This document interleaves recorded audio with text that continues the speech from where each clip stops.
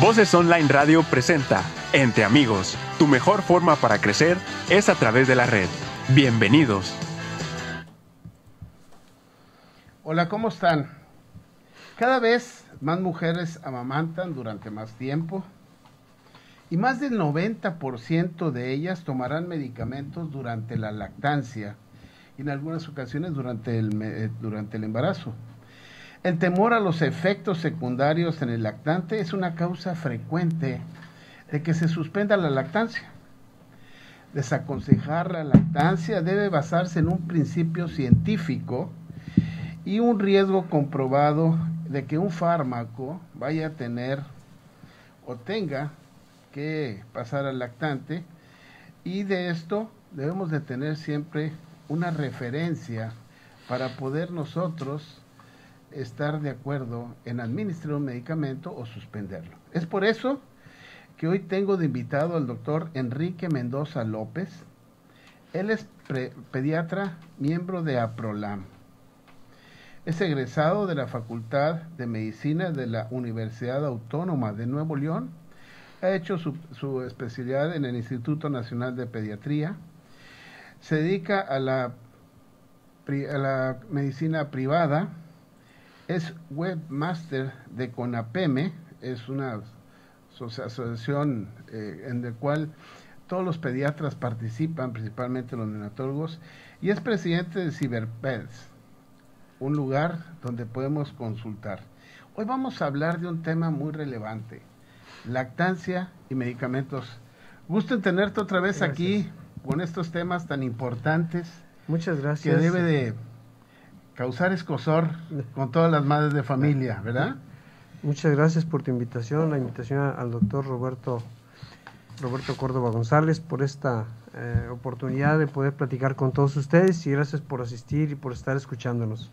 Este es un tema realmente muy interesante. Creo que a mí me ha apasionado mucho el tema de lactancia y medicamentos, ya que es un tema muy controversial y que por ignorancia de muchos de nosotros los médicos suspendemos medicamentos, más bien suspendemos la lactancia cuando la madre está recibiendo algún medicamento, y lo que tenemos que hacer es más bien conocer este punto para evitar suspender la lactancia innecesariamente. Sí, esto es muy de ahora, sí. Porque normalmente llega alguien cercano a la mamá y le dice: oye, eso no lo puedes tomar, sí. Esto es malo para el bebé y para la lactancia. Yo te aconsejo que mejor hagas esto. Claro. Inclusive llegan a dar algunos medicamentos herbolarios que los cuales debemos de tener más cuidado con ello. Ya. ¿Verdad? Ahora, la mayoría de las mujeres tuvieron un bebé y toman algún medicamento. Muy bien. Podemos decir que hay estudios que marcan que el 80-90% de las mamás que tuvieron un bebé reciben un medicamento, al menos de 1 a 3 medicamentos en el intraparto, ¿sí? Intraparto y después de nacimiento. Y acá en el medio en que nos desenvolvemos, preguntamos a las mamás qué medicamentos toman cuando se dan de alta al hospital. Todas las mamás toman algún medicamento, si sí. Es un analgésico, es un antibiótico, es un antiinflamatorio, etcétera. Pero todas las mamás toman algún medicamento al darse de alta del hospital y amamantar a su bebé.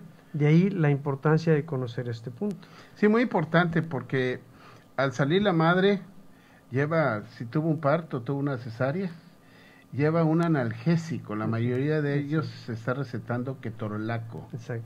Y está contraindicado en el embarazo y en la lactancia. Fíjate que no. En la lactancia no está contraindicado. Y una cosa bien interesante, quisiera empezar desde un principio, como decimos vulgarmente. Todas las mamás que necesitan tomar algún medicamento, la decisión la toma el ginecólogo o el médico tratante. Entonces, por algo toman esa decisión, y nosotros tenemos que respetar la decisión de los médicos tratantes. Yo no puedo contravenir una indicación médica. ¿Por qué? Porque no es lo correcto. Lo correcto es, yo debo respetar las indicaciones del médico tratante. Por algo indican algo. Segundo, yo tengo que conocer los medicamentos para reducir los efectos secundarios de los mismos. Y por último, conocer qué efectos secundarios tiene el niño y cómo podemos evitarlos.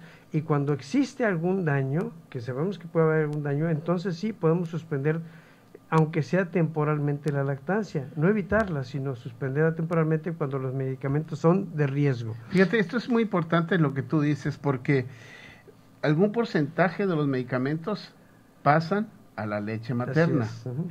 ¿Es por la misma vía todos? Qué interesante, qué interesante. Bueno, vamos a meternos un poquito en lo que es la dinámica de los fármacos dentro del cuerpo humano y tratar de sacar esas conclusiones. Qué interesante.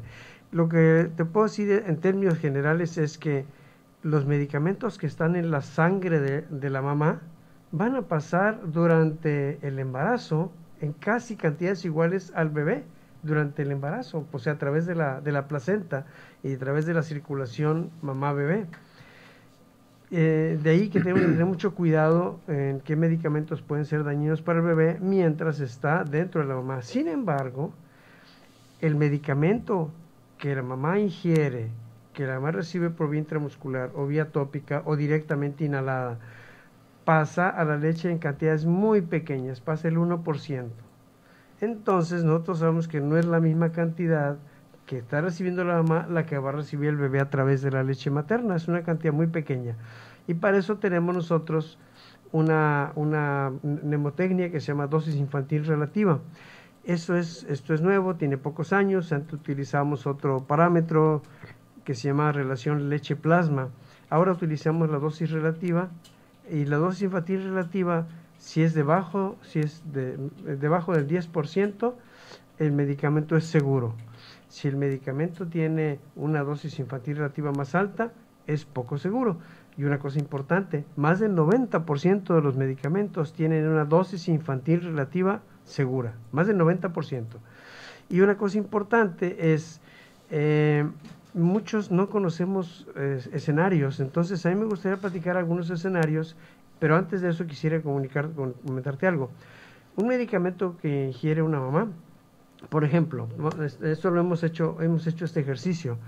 Una madre recibe una dosis de antibiótico, por decirte algo, una cápsula de amoxicilina de 500 miligramos cada 8 horas.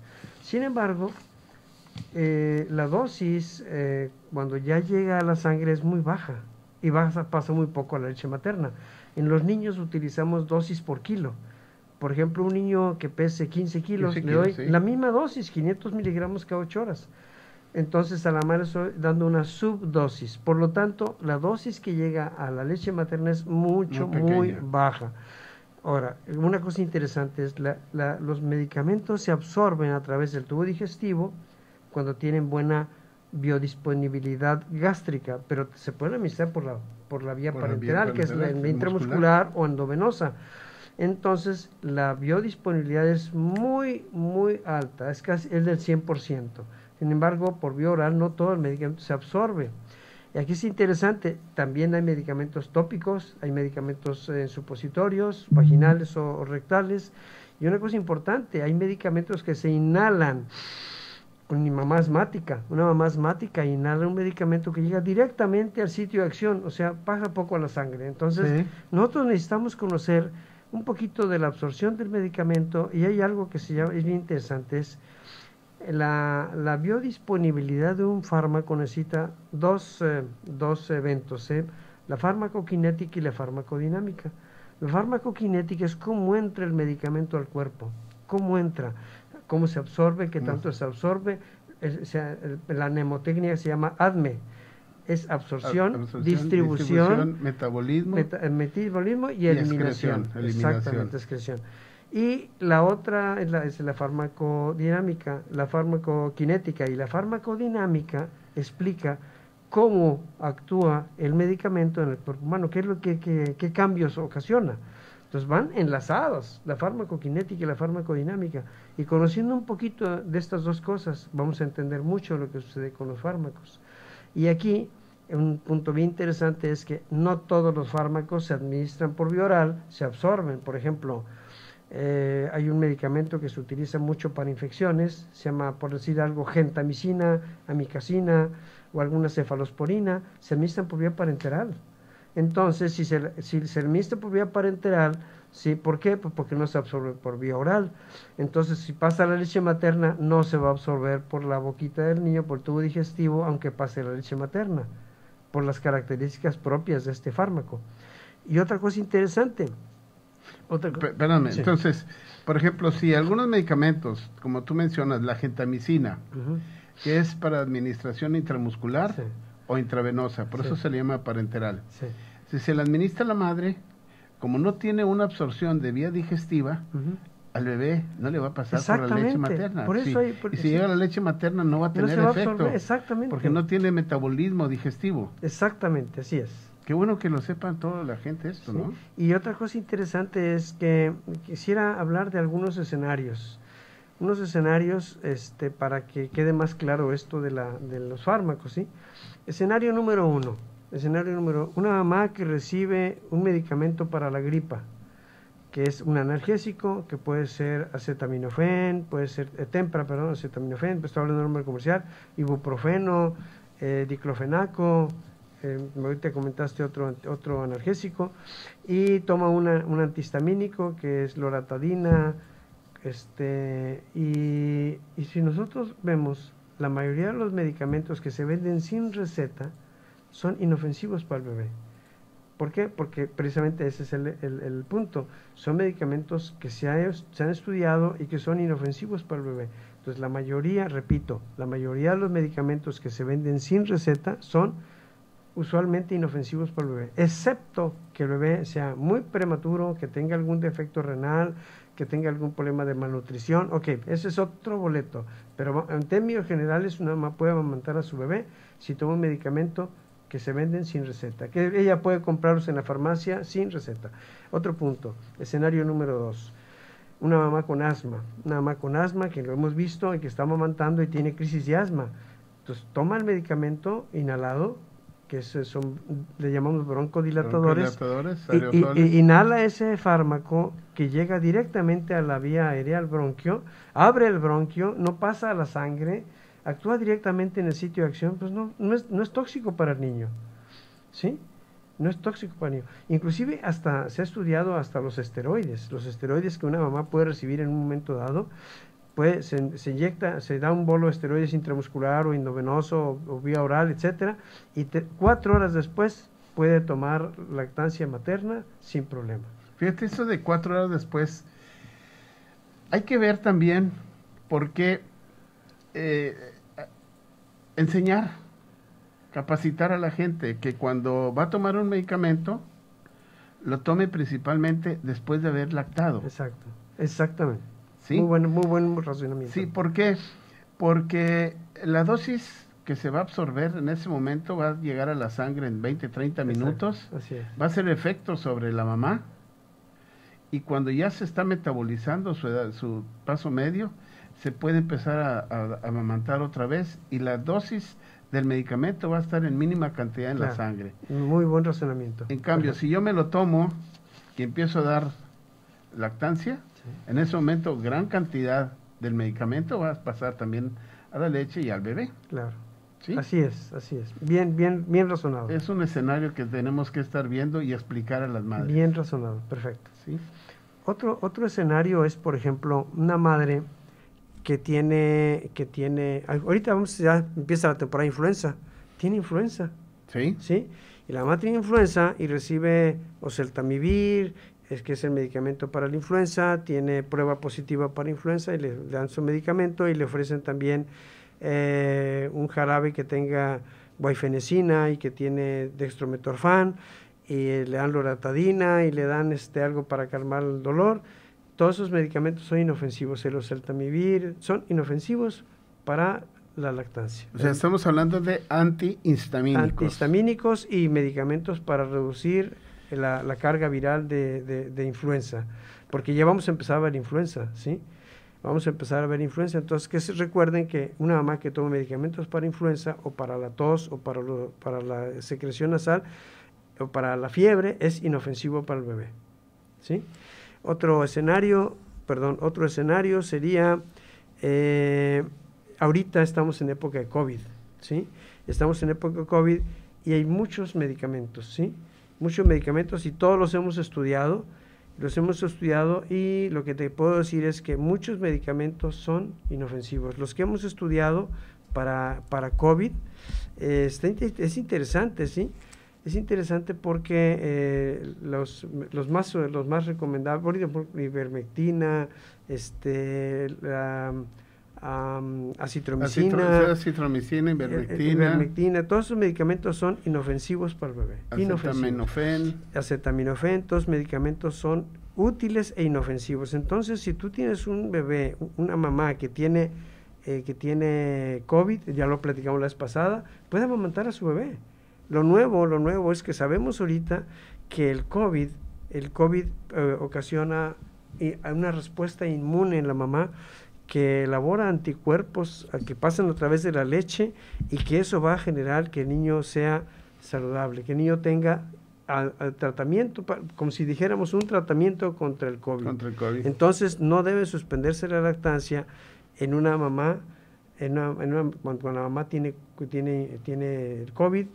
La idea es seguir todas las reglas de higiene, aseo de manos, cubrebocas, un poquito de distancia social en la casa, pero no dejar de amamantar. Yo tengo varios pacientes cuyas mamás tienen COVID o han tenido COVID, amamantados, y ninguno se ha enfermado. Entonces, eso es una gran ventaja. Y los medicamentos son lopinavir, ritonavir, cloroquina, hidroxicloroquina, citromicina, esteroides, nitazoxamida, remdesivir y tocilizumab, todos son inofensivos para la lactancia. Entonces son medicamentos que se están utilizando actualmente. Son los de batalla, revisamos todo esto y no hay ningún problema si recibe medicamentos para COVID y amamanta. Eso es bien importante. Otro escenario, por ejemplo, una mamá que tenga infección urinaria, que es bien común que una mamá que tenga un bebé traiga infección urinaria, recibe algunos medicamentos y muchos son antibióticos intramusculares. Sí, inclusive algunos medicamentos, unas cefalosporinas o algún otro medicamento antibiótico de amplio espectro, y inclusive hay un medicamento que se utiliza mucho para esto, que es la ciprofloxacina. La ciprofloxacina, hay mucho temor de que pasa al niño y afecta la densidad ósea del niño. Nada, el doctor Josh McCracken, él estaba en Dallas, ya se jubiló. Él es de los pioneros en infectología pediátrica, de los pioneros, y él estudió este medicamento en recién nacidos. Entonces se dice, es seguro ese medicamento. Josh McCracken dijo eso, entonces sabemos que mamá que reciba ciprofloxacina o ácido anhidríxico para las vías urinarias es seguro, excepto que ahorita ya estamos haciendo el tamiz metabólico ampliado. Entonces, cuando tenemos un tamiz metabólico ampliado y tenemos deficiencia de una enzima que se llama glucosa 6-fosfato deshidrogenasa, ahí sí hay que evitar el ácido anhidríxico, puede ocasionar hemólisis. Entonces, nada más es bien remoto que un niño tenga esto. Bueno, pues más que vigilar el tamiz metabólico. ¿Sí? Tamiz, sí. Muy bien. Hay otra cosa que es muy importante que sí quisiera comentar dentro de los casos clínicos es la depresión postpartum. Sí, es bien común y ahorita en época de COVID hay mucha ansiedad y mucha depresión. Entonces, está aumentando la depresión, sí, tanto en pacientes con embarazo, sin embarazo y pacientes con menopausia. También, híjole, pues tú eres ginecólogo. Sí, entonces tú tienes idea de todo esto. Entonces nosotros los que vemos niños nos damos cuenta que la mamá me habla, me ¿sabes qué? Disminuyó mi producción de leche, ¿y qué te pasó? No, pues estoy preocupada por todo lo que está pasando y lloro mucho y ya caray, está depresión. Ve, consulta con tu médico y dime qué te dijo. Le dan un antidepresivo y la mayoría de los antidepresivos, puedo decir que de todos, son seguros. Seguros, sí. Los antidepresivos son inhibidores de la recaptación de serotonina, son seguros. Y solamente la fluoxetina puede ocasionar un poquito de irritabilidad en el niño, a lo mejor no gana bien peso, bueno, obsérvalo, pero la mayoría son seguros. Duloxetina, fluoxetina, etcétera. Entonces, aquí es bien importante diferenciar entre ansiedad y depresión. Una mamá con depresión, con tratamiento, puede manejar a su bebé perfectamente bien. ¿Sí? Y aún con otro tratamiento a lo mejor baja la producción de leche, se estresa un poco, etcétera. Pero lo interesante es que hay mamás con mucha ansiedad. Hace poquito una señora me decía que se sentía entre la espalda y la pared y que le daban ganas de salir corriendo de la casa. O sea, trae mucha ansiedad. Sí. Entonces, cuando me dijo eso, empecé a explorar, dije, no, ¿sabes qué? Tú necesitas ayuda. Una mamá con ansiedad sin tratamiento no puede atender a su bebé, le puede hacer daño. Entonces, la mamá necesita tratamiento anti-ansiedad. Un ansiolítico, sí. Un ansiolítico. Entonces, los ansiolíticos son buenos. Sin embargo, a pesar de que los ansiolíticos son buenos, tenemos que evitar el diazepam. El diazepam tiene una vida larga en el niño, entonces puede ocasionar mucha somnolencia, pero lorazepam, clonazepam y oxazepam pueden utilizarse y son seguros. Sí, entonces el mensaje es, hay mamás, tengo dos pacientes son bipolares, tienen y reciben ansiolíticos y antidepresivos. Y amamantan al bebé. Entonces aquí es importante que nosotros tengamos la oportunidad de poder explorar un poquito el psique del familiar, explorar un poquitín y tomar decisiones. Yo no lo voy a manejar, lo va a manejar el especialista, pero yo tengo que estar siguiendo la evolución del niño. Ahí está. Y una ayuda para la depresión es la lactancia, seno también materno. Ahora lo nuevo es eso, lo nuevo es que una ayuda para la lactancia es el seno materno, el poder estar, pero como dices tú, cuando se presenta con ansiedad, con angustia, con desesperación, ahí sí se requiere de la ayuda de un terapeuta para que nos oriente a esa paciente y saber que se pueden tomar estos ansiolíticos sin hacerle daño al bebé. Es muy interesante. ¿Por qué? Porque, y ahorita en época de COVID, las mamás están encerradas. Los papás están encerrados en la misma casa, ¿sí? El papá tiene home office, muchas de las mamás trabajan. Hace 2 años nos comentó un secretario de Trabajo aquí en Nuevo León que se incrementó un 50% a la fuerza laboral femenina. ¿Qué traduce esto? Traduce que muchas mamás trabajan en edad reproductiva. Así es. Entonces aumentaron los niños y aumenta la posibilidad de que tengas un embarazo y que mames un bebé. Por lo tanto, las mamás tienen trabajo en casa, el papá tiene trabajo en casa. Y yo he escuchado comentarios que la mamá dice, bueno, sabes que llévate al niño porque estoy en junta, pero sabes que yo también tengo junta ahorita, que esto y que lo otro. Entonces, en ese estira y afloja es bien complicado la relación de pareja dentro de la casa. La mamá cuida su propia persona, cuida al niño, cuida a su marido, hace de comer, arregla la casa.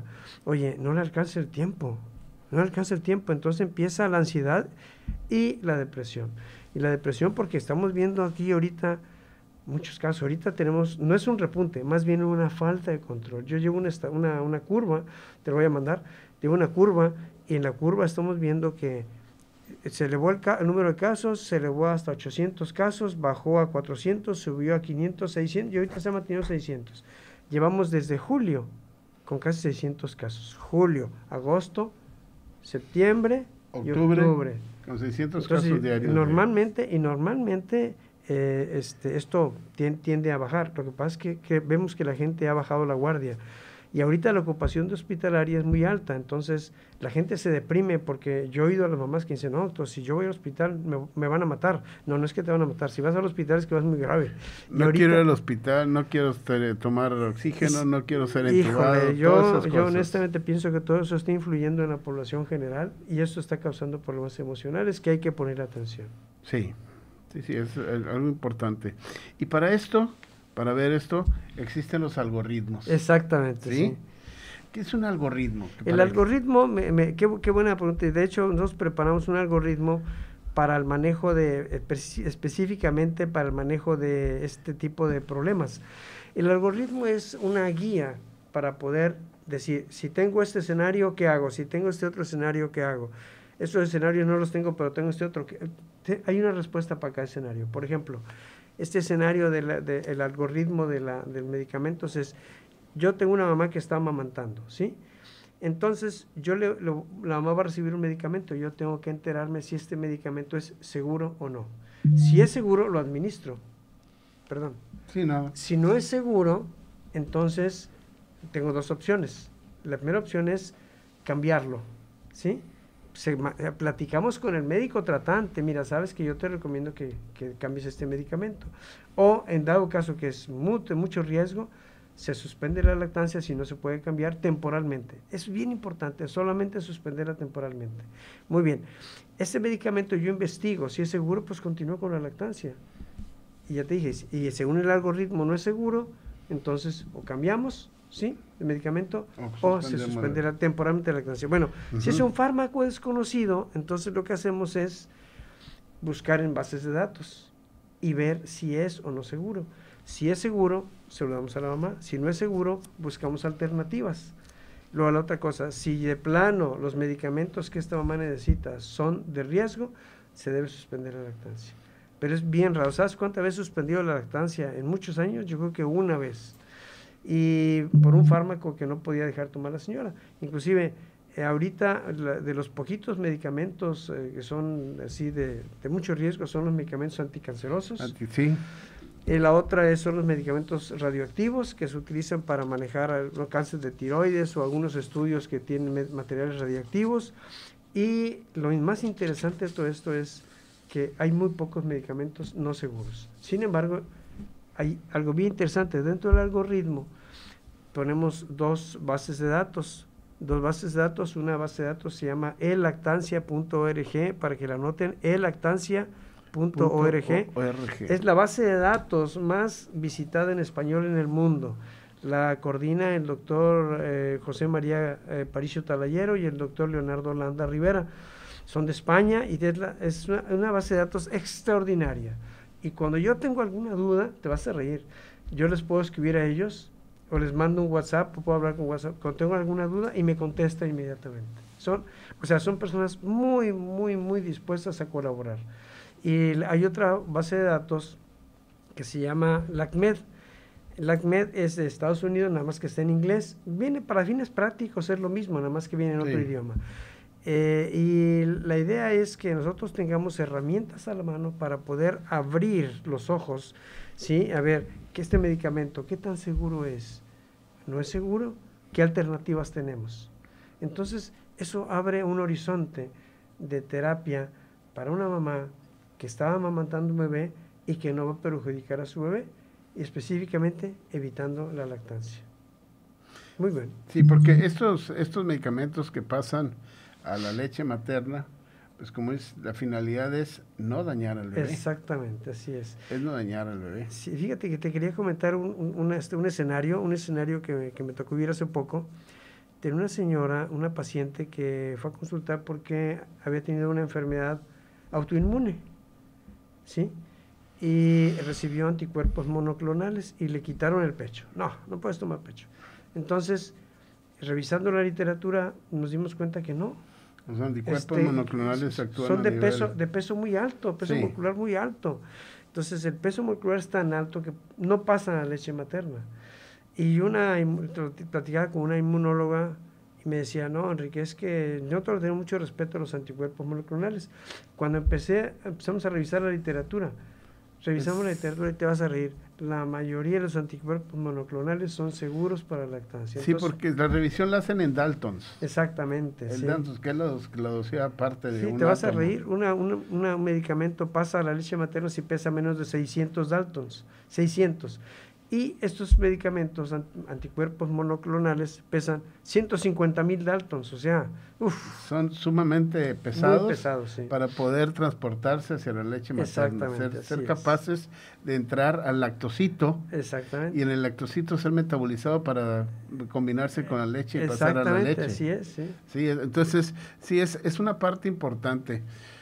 Aquí nos dice Santiago Montaño. Buenos días, Santiago. Es muy importante la información para los padres y madres acerca de los medicamentos que pueden recetarse en el embarazo y lactancia. Felicitaciones por educar e informar. Gracias. Sí, Mike Garza, el doctor, de parte de Mike Garza, un saludo para ti. Ay, gracias. El doctor Mendoza, y un saludo para mí. Gracias. Lo importante aquí es que pregunten a su médico, como dice Santiago. Híjole, qué interesante eso. Sí. Entonces, esto de saber el peso de los medicamentos es la base principal para poder nosotros entender que no van a hacer daño al bebé. Exacto, sí. Son varios factores y ese es uno de ellos muy importante. Yo lo que quisiera comentar nada más es la fijación a proteínas, que es cómo se transporta un medicamento. Por ejemplo, un medicamento se absorbe, pasa a la sangre. Luego, pasando a la sangre, ¿sí?, se puede distribuir en el cuerpo. Pero parte de la distribución en el cuerpo se debe a que no está pegado a proteínas. El que se pega a proteínas ya no se usa. El que queda libre circulando, pues, varía en porcentaje, llega al sitio de acción, una parte se metaboliza, una se excreta, o sea, no todo el medicamento que se absorbe es útil. Es bien interesante este punto, porque si yo ponte, vamos a analizarlo así, entran 100 partes de un medicamento, ¿sí? El 70% de estas partes está pegado a proteínas. Y no va a surtir efecto ahí. Va a irse al hígado. Va a irse al hígado y se metaboliza en el hígado, en los riñones. Y luego la otra es, el 30% se distribuye en el cuerpo. Solamente un 10% llega al sitio de acción, donde actúa, donde hace su efecto farmacológico. Y el otro 20% restante se metaboliza también y se elimina.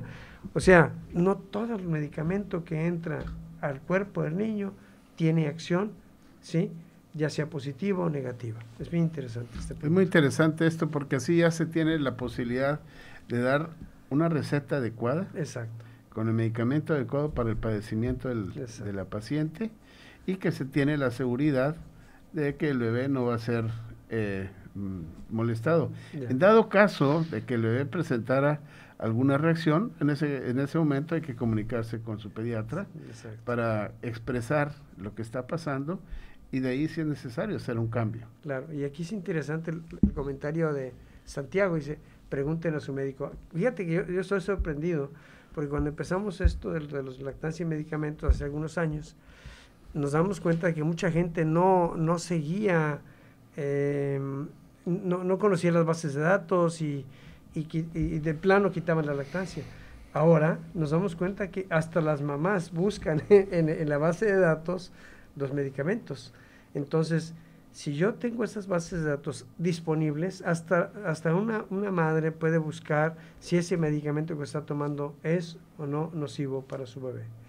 Y es interesante porque la base de datos de LactMed de Estados Unidos, de aquí está en San Diego, California, la comanda el doctor Philip Anderson. La esposa del doctor Philip Anderson, Susana Valdés, es chilena, y ella era de las educadoras de un curso que se llamaba Well Start en Estados Unidos. Sí, entonces, Well son gente Start, que sabe mucho de lactancia. Entonces tenemos esa herramienta en inglés y la otra herramienta de lactancia.org en español. Entonces tienen de veras una posibilidad extraordinaria de que los médicos consulten y vean si ese medicamento realmente es benéfico para el niño o puede ser perjudicial para el niño. Fíjate, en la escuela tú te recordarás que el maestro Piñeiro decía, toda sustancia que entra al cuerpo es una droga. Así es. El tiempo actual ha hecho que la gente se mantenga en casa. Claro. Pero esto ha hecho que el consumo de alcohol aumente. Sí, es cierto. El alcohol y la lactancia, ¿cómo se puede muy ver interesante, desde el punto muy de vista? interesante. De hecho, otra cosa, discúlpame que te interrumpa. Interesante eso. Pero llegan y dicen, tómate una cervecita porque te va a producir más leche. Es bien interesante porque fíjate que estoy sorprendido. Eso que tú dijiste es un hecho y es una respuesta al encierro, ¿sí?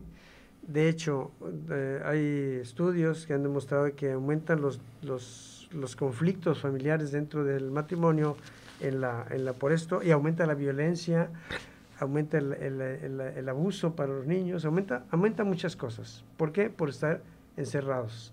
Entonces, inclusive los chinos tuvieron hasta un 30% de incremento de divorcios para mediados de año ya tenían eso. Entonces nosotros estamos teniendo muchos problemas que se compensan con alcohol. Entonces el alcohol y la lactancia, dentro de los mitos de la lactancia, es un punto número uno, dice, si tú tomas una cerveza o tomas alcohol, tú vas a tener más leche, vas a tener más producción de leche, y lo que se sabe es que no es cierto. La leche se produce a través de una hormona que se llama prolactina, y el alcohol inhibe la producción de prolactina. Sí, ahora, una mamá que tome fuertemente alcohol, son más de 2 o 3 tragos al día, equivale a que esa mamá no va a poder manejar bien a su bebé y el niño puede tener problemas de conducta. Entonces aquí es importante que nosotros tengamos en mente que el tomar alcohol no va a aumentar la producción de leche y sí puede incrementar los problemas emocionales de la pareja. Punto número 1. Segundo, hay una organización en Estados Unidos que dice, bueno, esto es dirigido a gente que no para de tomarse. Mira, si no puedes dejar de tomar, puedes tomarte un trago al día, ¿sí? No más de 1 o 2 tragos al día, punto. Y equivale a cierta cantidad de alcohol y nada más deja pasar de 3 a 4 horas para que le des de comer lo que comentaste ahorita. Me hizo clic para que le des pecho a tu bebé porque ese alcohol ya se metabolizó. Sí. Entonces aquí es importante recordar que una mamá alcohólica y que toma alcohol durante la gestación puede tener un niño con síndrome fetal alcohol, así se llama, son niños con problemas, inclusive puede tener daño cerebral. Entonces aquí lo importante es identificar una mamá que tenga un uso intenso del alcohol para poder hablar con ella y vea los riesgos. Y si no puede parar de tomar, entonces darles indicación de que tome pocas cantidades y que deje un espacio entre la toma de alcohol y la lactancia. Y ahí lo recomendable es solicitar ayuda es profesional para esa persona que está tomando alcohol y pues que sea beneficio para los dos. Ahí sacar beneficio para dos. Y ahora, ¿por qué no te tomas esta hierbita, este tecito? Ah, ok, qué interesante pregunta. Porque una cosa, el té no lleva dosis. Exacto, híjole, me diste el clavo. Ese es el problema, ¿no? Que si tú pones dos sobrecitos de un té, aumenta la concentración y va a aumentar la concentración a nivel de sérico. Entonces ya que estás tocando este punto, quiero comentar el café. En la cafeína, la teobromina y la teofilina, que son el café, chocolate y té negro, tiene un metabolismo en el cuerpo humano 4 o 6 horas, ¿sí? Pero en el niño el metabolismo es de más de 24 horas. Entonces una madre que tenga un uso de café, de cafeína, ya sea de café, chocolate o té negro, en cantidades importantes, 2, 3, 4 tazas al día, eso incrementa la cafeína que pasa a la leche materna y hay retardo en el metabolismo en el bebé, entonces el bebé está excitable. Hemos visto niños llorones, excitables, que tomaste algo, tomaste café, sí, me tomo 3 tazas al día, madre santa, ¿sí? O tomo té negro, entonces bajamos la ingesta de café a 1 taza al día y eso baja mucho. Y una señora una vez llegó con un niño muy irritable y le digo, ¿tomas café? No, no tomo café. Dice, ¿tomas coca? Dice, sí. Dice el señor, su marido, dile de qué tamaño es la coca. Entonces, toma una coca de esas grandotas, ¿sí? Entonces, mucha cafeína. Entonces, ahí es importante evitar la cafeína. Y algunas otras cosas, ya comentaste tú lo de los test. Es muy dentro de, es más, en el mundo. Yo pensaba que nada más en Latinoamérica. No, en el mundo se usan mucho los test. Y los test son infusiones. Y lo que tú dijiste ahorita, puede venir en sobre, puede venir a granel. Entonces tú de ahí preparas, y no es lo mismo preparar el té como lo preparaba mi abuelita, a como se me ocurre a mí. A veces hay 2 formas de preparar, una es con agua hirviendo y esperarte a que se la otra cosa es poner agua muy caliente y se mete ¿cómo se llama? El té, por ejemplo, y suelta su sustancia activa. No más de 2 minutos. Exactamente, es una infusión, ¿sí? Y es muy diferente la preparación, entonces puede inactivarse el producto cuando lo dejas mucho tiempo con agua muy caliente. Entonces, y aquí, como no sé la cantidad, yo no sé qué efecto pueda tener el bebé, entonces lo que recomendamos es toma lo menos posible test, ¿sí? Puedes usar test, ¿sí? Nada más que tú tienes que observar a tu bebé y que sea una concentración siempre igual, ¿sí? Para evitar que tengas elevaciones o picos o caídas del... Fíjate de esto, la chamomilla matricaria, conocida como la manzanilla. Manzanilla, sí. Es astringente. Sí. Y las dosis grandes pueden causar estreñimiento. Sí, de hecho, qué interesante. Hace como unos 20 años salió un artículo de unos colombianos donde hablan de la chamomilla. Dicen, eviten la chamomilla en los niños porque causa constipación. Sí. Hace un rato. Y lo que estás diciendo ahorita sí suena interesante. hubo te voy a platicar. Estábamos hablando sobre los medicamentos que son como vitaminas y que son suplementos alimenticios.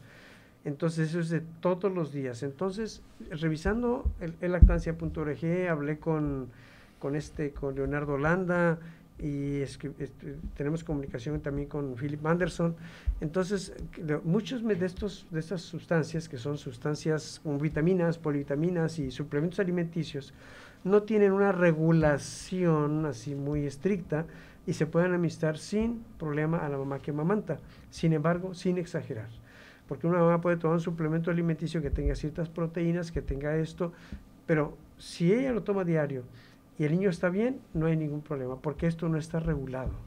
Y las concentraciones y los ingredientes son muy variados. Entonces, la falta de control de esto nos hace tomar la decisión de que puedes tomarlos, pero con cautela. Todo lo que sean suplementos alimenticios. Y los test, nosotros decimos, ¿sabes qué? Los test, nada más fíjate cómo lo preparas. Inclusive hay texto donde dice cómo preparar una infusión. ¿Para qué? Para evitar que pase demasiado a la leche materna y obviamente perjudica al niño. Pero realmente la mayoría de los test son inofensivos, excepto la chavomilla, como comentaste ahorita, que puede ocasionar constipación en el niño. La canela te puede irritar un poco el tubo gástrico. También. Sí, puede causarte irritación de la mucosa gástrica. Y fíjate, ya mencionaste tú ungüentos, sprays, medicamento de patente, infusiones, y también hay otra cosa, el tabaco. Bueno, qué bueno que menciona el tabaco. El tabaco, porque es otro hábito, y aunque uno no lo crea, es una sustancia, no es un medicamento, pero es una sustancia que va a estar en contacto. Ahorita me diste, le iba a comentar cuando hablamos de alcohol, pero el tabaco es bien interesante, porque hay mamás que dicen, oye doctor, ¿puedo fumar un cigarrito? Punto número 1, no, porque puede incrementar la muerte súbita del lactante. Punto número 1. 2, puedes hacer que tu hijo, tú estás fumando cerca de él, haces un se llama fumador de segunda mano. Puede ocasionar problemas respiratorios. Y una cosa interesante, dice, pues nomás un cigarro al día, bueno, puedes fumártelo fuera de la casa, pero llegas tú con el aroma al cigarro. Y el cigarro queda impregnado en la ropa del bebé, entonces es un fumador de segunda mano. Entonces, evitar el cigarro. Y mucha gente dice, bueno, yo quiero dejar el cigarro, pero me estoy comiendo una goma de mascar que tiene tabaco. Resulta que la goma de mascar tiene como el equivalente de 10 a 20 cigarrillos. Entonces, se hace cuenta que se fumó media cajetilla en una masticada de goma de mascar que tiene tabaco. Entonces, de preferencia, evitar el tabaco. El tabaco sí, de preferencia, preferimos evitarlo. Yo he tenido pacientes que el papá fuma y el niño tiene problemas respiratorios crónicos y a veces les pides al papá, necesito que dejes de fumar por eso. Y a veces me hacen caso, a veces no, porque es muy difícil quitar ese hábito tan arraigado de fumar. Al doctor Juan Manuel Aceves Navarrete, desde la Ciudad de México, lo mandamos saludar.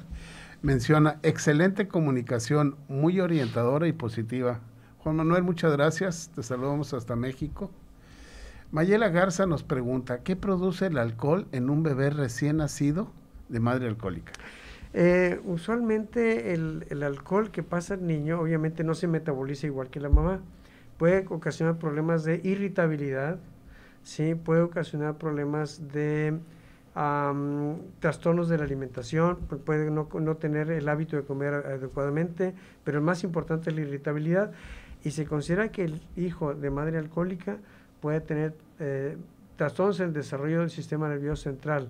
Entonces es importante evitar el alcohol para evitar daño cerebral. Una cosa importante, una vez lo comentamos, la epigenética. Normalmente la mamá durante el embarazo se cuida de cambios epigenéticos, y esos cambios epigenéticos, por ejemplo, la mamá toma ácido fólico. Toma ácido fólico, omega 3, vitamina B1, B2, B3, exacto, hierro, para evitar calcio. tener defecto de tubo neural y algunas otras cosas, ¿sí? Pero cuando nace, ¿sí? Y el alcohol es uno de ellos, causa cambios epigenéticos, el alcohol, las drogas. Entonces, cuando nace el bebé, y si nace sin problema, ¿sí? Qué padre, pero si nace con problema, pueden nacer con un síndrome que se llama fetal alcohol. tiene el cerebro es más pequeño, puede tener crisis convulsiva, puede tener daño cerebral, nace con lo que se llama el filtrum, que es el sitio donde está abajo de la nariz, muy pequeño, y con una ceja que se junta con la otra. Entonces, esos son datos clínicos. Sin embargo, ese niño puede tener daño cerebral. Entonces, ya después del nacimiento, una mamá es muy difícil que deje el alcohol en el embarazo, cuando es alcohólica. Y si sigue tomando después de que nació el bebé, causa alteraciones, como ya lo comenté, de su desarrollo neurológico y causa mucha irritabilidad en el niño. Una copita, doctor. Yo normalmente les digo que no, porque es una copita ese día y a la próxima ocasión es otra copita. Así es. Entonces, como ya me lo autorizaron, voy a estarlo tomando. Exacto. Y esto, como tú mencionas, en un momento va a llegar a ocasionar problemas ya sobre el recién nacido, Así sobre el es. producto, y que va a tener consecuencias. Así es. Si lo podemos evitar, Hay que tratar de evitar. hay que tratar. Conclusiones.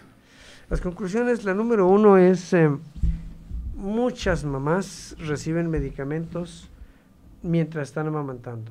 Lo más importante es cuando salen del hospital. Segundo, la mayoría de estos medicamentos, te puedo decir que son bien indicados. ¿Por qué? Porque los indica el ginecólogo, el internista, el neumólogo, el médico que está atendiendo a la mamá, yo tengo que respetarlo. Punto número 1. Punto número 2. Yo tengo que conocer escenarios para saber qué medicamento puede ser en un momento dado nocivo para el bebé. Punto número 3. Existen bases de datos que nos ayudan a tomar decisiones adecuadas, ¿sí? Por ejemplo, yo puedo ver en una base de datos qué medicamentos pueden ser o no de utilidad para la lactancia y alternativas. Otra conclusión es que tenemos ya un algoritmo, que diseñamos un algoritmo para la mejor toma de decisiones en un niño amamantado. Y lo más interesante de todo es que recordemos que los fármacos, ahorita nosotros les llamamos drogas o fármacos, ¿verdad?, tienen su utilidad práctica y no debemos de suspender la lactancia nada más porque ese medicamento es nocivo, sino porque yo tengo que hablar con el médico tratante, respetar su indicación, ¿sí? Y el momento que yo respeto su indicación, me pongo en contacto con él para poder decirle, mira, sabes que este medicamento es nocivo, ¿tú qué opinas? O sea, no puedo yo cambiar un medicamento. Yo, pediatra, no puedo cambiar un medicamento. Puedo comunicarme con él y tomar la mejor decisión. No es decisión personal. Esto es bien importante porque necesitamos nosotros respetar al médico, respetar la indicación médica. Ya lo comentaba hace rato, consulta a tu médico. Consulta a tu médico, sí, eso ¿Sí? me platicaron. Mi cuñada tiene una prueba, mi hermano tiene una prueba positiva y su esposa está embarazada. ¿Qué recomienda? Consulte a su médico, Claro. ¿verdad? Para que tenga una cercanía. APROLAM, Asociación Pro Lactancia Materna. Asociación Pro Lactancia Materna es una asociación que se inició en México hace algunos años y lleva la finalidad de educar con relación a la lactancia y la finalidad es promover la lactancia en el país. Y créeme que hemos trabajado mucho. Yo tengo la oportunidad de dirigir el capítulo Nuevo León y la verdad es que hemos tenido mucho trabajo y mucho éxito. Yo te puedo, si estaba sacando cuentas en mi consultorio de mis mamás, las mamás que van conmigo, cuántas amamantan, te puedo decir que ahorita te puedo decir que el 90%, ¿sí?, amamantan saliendo del hospital, más del 90%. Y a los 6 meses tengo como un 50, un 60% de mamás amamantando. O sea, arriba del índice nacional.